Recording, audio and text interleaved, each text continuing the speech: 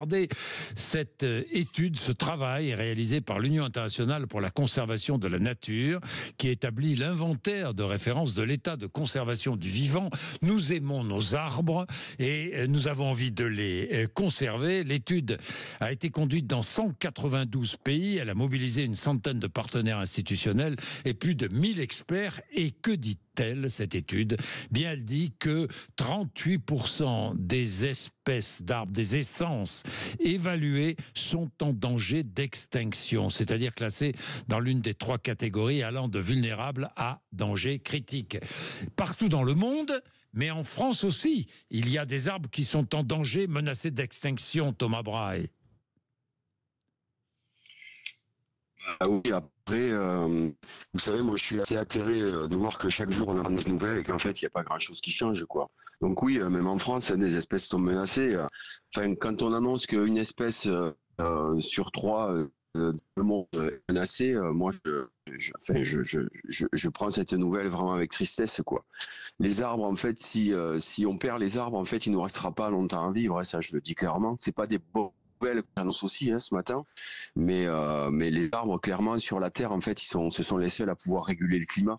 Et le problème, c'est qu'on est toujours en mode, on a des modes de prélèvement qui sont trop grands, trop importants et trop néfastes, quoi. Et en plus de ça, avec l'incendie maintenant qui se propage un petit peu partout, en fait, ça accentue la perte des arbres. Quels sont les arbres qui sont en danger en France ? La liste, j'ai envie de vous dire, elle est un petit peu grande. Déjà, des arbres qu'on connaît un petit peu tous. Vous avez le frêne qui est attaqué par la cale à rose. Oui. Alors, vous allez me dire que c'est pas des essences, on va dire, qui sont fraises. On les connaît tous. Les cèdres, par exemple, de l'Atlas, ils sont en train de dépérir les de la cime. frênes, les cèdres de l'Atlas, oui. Je vous entends mal. Il y a un problème, après, je vous entends mal. Vous m'entendez mieux là? Oui, ça a l'air d'aller mieux. Oui. Ouais. Est-ce que je suis désolé. Moi, je vis là un peu là dans la forêt, donc c'est compliqué. C'est compliqué. Entouré parfois la maison. Thomas Brahe. Mais bah oui.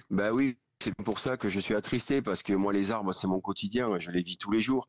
Donc oui. Après, on a aussi les marronniers qui sont attaqués par la mineuse du marronnier. La liste, elle est longue, c'est clair, quoi. Mais en tout cas, ils sont soumis à des changements. Oui. Et le problème, c'est qu'aujourd'hui, on transforme nos forêts de feuillus diversifiés en plantations d'arbres. Et ça, c'est la pire des choses. Et lui, d'ailleurs, pointe du doigt cette problématique. C'est qu'on continue à transformer nos forêts de feuillus ou d'arbres diversifiés en plantations de monoculture, en plantations d'arbres comme un champ de maïs. En fait, quand un est malade, tous sont malades. Et ça fait longtemps que tout le monde le dit, quoi. Oui, ça, vous avez entièrement raison, Thomas Brahe, et on le voit un peu partout. C'est vrai que des forêts diversifiées avec des arbres, avec des essences bien différentes, des espèces bien différentes, des forêts diversifiées sont remplacées bien souvent par des plantations d'une seule espèce. Et ce qui est dommageable, pour tout, dommageable. Alors en danger aussi de nombreuses essences de magnolia. Je regardais le rapport, le marronnier d'Inde, donc pourtant largement répandu en Europe et chez nous, menacé, et d'autres. En fait, tous les arbres sont menacés, Thomas Brahe. Il y en a qui existent mieux que d'autres, mais jusqu'à quand, quoi. Oui. Et le problème, c'est qu'à force aussi de subir des étés caniculaires, en fait, si vous voulez, il y a ce qu'on appelle un phénomène de cavitation qui se fait à l'intérieur des arbres, c'est-à-dire qu'à un moment donné, il y a des bulles d'air qui se forment et n'arrivent plus à acheminer la sève.